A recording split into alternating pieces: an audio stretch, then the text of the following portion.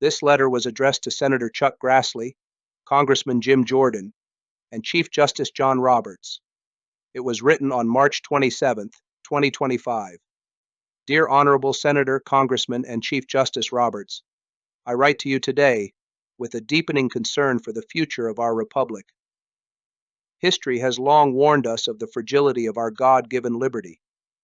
It has been said that freedom is but one generation away from extinction, and I fear we are perilously close to witnessing this unraveling in our own time.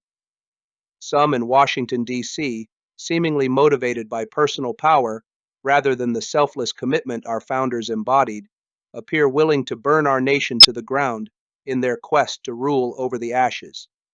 America is rapidly becoming a nation devoid of moral and religious principles. As John Adams wisely stated, the Constitution is only fit for a moral and religious people. It is wholly inadequate to the government of any other. We must also recall that Article 4 of the Constitution guarantees me and every citizen a republican form of government.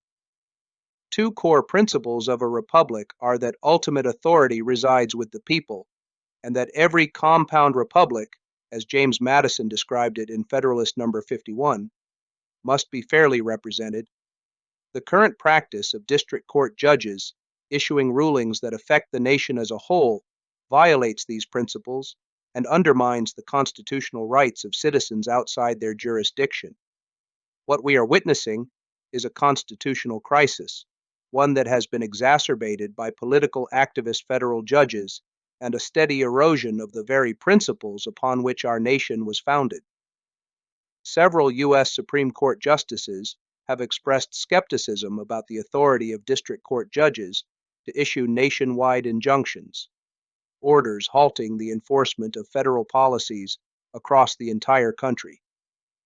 In his 2018 concurring opinion in Trump versus Hawaii, Justice Clarence Thomas raised concerns over the legitimacy of such injunctions, stating, "I am skeptical that district courts have the authority to enter universal injunctions.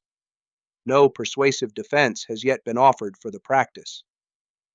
Justice Neil Gorsuch echoed these concerns in a 2020 concurring opinion related to Department of Homeland Security versus New York, stating, "The rise of nationwide injunctions may just be a sign of our impatient times, but good judicial decisions are usually tempered by older virtues." Justice Gorsuch further noted the practical challenges these injunctions pose.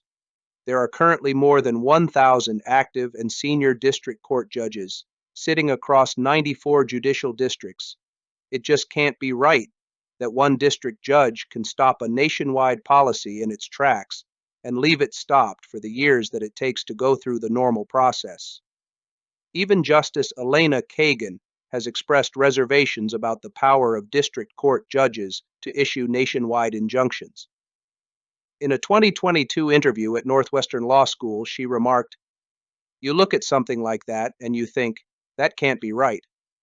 In the Trump years, people used to go to the Northern District of California, and in the Biden years, they go to Texas. It just can't be right that one district judge can stop a nationwide policy in its tracks and leave it stopped for the years that it takes to go through the normal process." These remarks from members of the Supreme Court highlight a widespread concern about the increasing use of nationwide injunctions by district courts and their impact on the separation of powers within the judiciary. I have previously written to Chief Justice John Roberts, urging him to avoid political gamesmanship and to take necessary steps to restore order within the judiciary. Below, I outline 5 steps Chief Justice Roberts could take to address this issue. 1. Supreme Court precedent. The court could establish a rule that district courts may only grant injunctions affecting the parties before them, rather than issuing sweeping nationwide rulings. 2. Judicial administration and policy influence.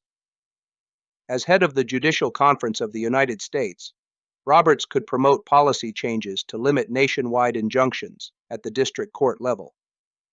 3. Guidance in Supreme Court opinions. Roberts could use concurring or dissenting opinions to clarify constitutional concerns about nationwide injunctions, influencing the lower courts.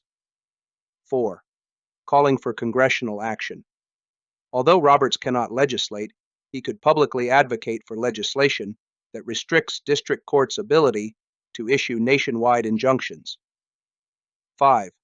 Procedural changes through the rules committees.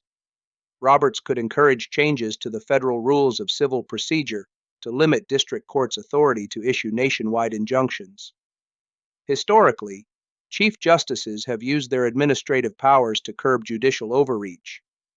Chief Justice Warren Burger, for example, worked to reduce inconsistencies in lower court rulings, while Chief Justice William Rehnquist actively promoted limitations on judicial activism.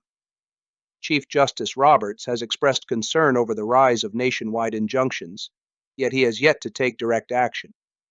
Moreover, the increasing trend of forum shopping, where litigants strategically choose jurisdictions known for favorable rulings, has undermined judicial impartiality. This judicial activism, compounded by hyper-partisan politics, has distorted the impartiality of the judiciary and further fueled the erosion of the constitutional principles our republic was founded upon. There are several constitutional solutions to address the problem of judge shopping and nationwide injunctions. 1. Randomized judge assignment. Implement nationwide randomized assignment of cases to ensure fairness and prevent judge shopping. 2. Panel-based initial rulings for nationwide injunctions.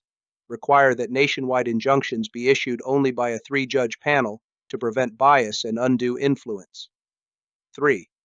Limitations on district court injunctions.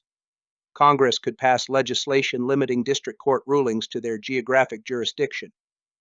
4. Direct Supreme Court review. Establish a fast-track system for cases involving nationwide policies to be reviewed directly by the Supreme Court. 5. Judicial reform via the Judicial Conference. The Judicial Conference could implement rules to prevent strategic filings and ensure impartiality. These reforms would preserve the integrity of the judiciary while adhering to the Constitution. The increasing dissatisfaction with both Congress and the judiciary underscores the gravity of the situation. The Declaration of Independence sets forth 4 self-evident truths, as articulated by Thomas Jefferson. The first is that government derives its just powers from the consent of the governed. While the vote is but one means of measuring this consent, it remains the most definitive. On November 5, 2024, the American people gave that consent to President Donald J. Trump in an undeniable mandate. The Constitution provides mechanisms for reclaiming the authority they granted on that day.